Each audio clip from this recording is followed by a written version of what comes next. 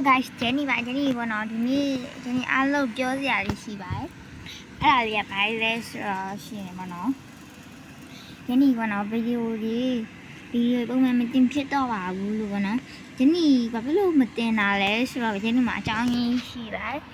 အခုကပေါ့နော်ဇွန်လဖြစ်တဲ့ကြောင့်မလို့အားလုံးသိကြတဲ့အတိုင်းအကြောင်းတွေလည်းဖွင့်ပြီပေါ့နော်အဲ့ဒါကြောင့်မလို့ကျောင်းလက်တက်ရစာရေးအင်စာရေးလည်းအများကြီးလုပ်ရပါတယ်ရှင်ဂျန်နီက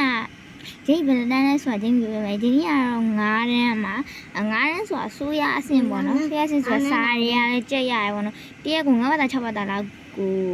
အဲကြောင့်မှအပြီးတက်ရမယ်ပြီးမတက်ရရင်တော့အင်စာ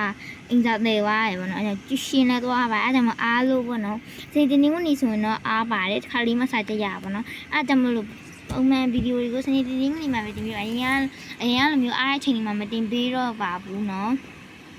အဲ့လိုလဲဆိုလဲပေါ့နော်ရင်းခုနပဲတော့ရင်းငယ်ဆွေးရတဲ့စားကြလည်းများလာပြီပေါ့နော်နောက်ပြီးဆမ်မီဝဲကြီးရလည်းရှိတော့ကြောင့်မလို့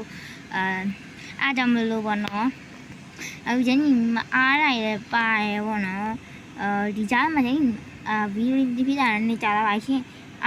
ကျောင်းသွားနေရလို့ပေါ့နော်အားကြောင့်အားလုံးတမ်းမရှင်အားလုံးပဲပေါ့နော်ဒီကျောင်းလေးပဲလာတွေ့ရပေးကြပါဂျင်း channel လေးကိုကြိုက်ရင် like and subscribe လုပ်ပြီးကြပါအားလိုက်ကြည့်ပါရှင်အားလုံးဘိုင်ဘိုင်ပါ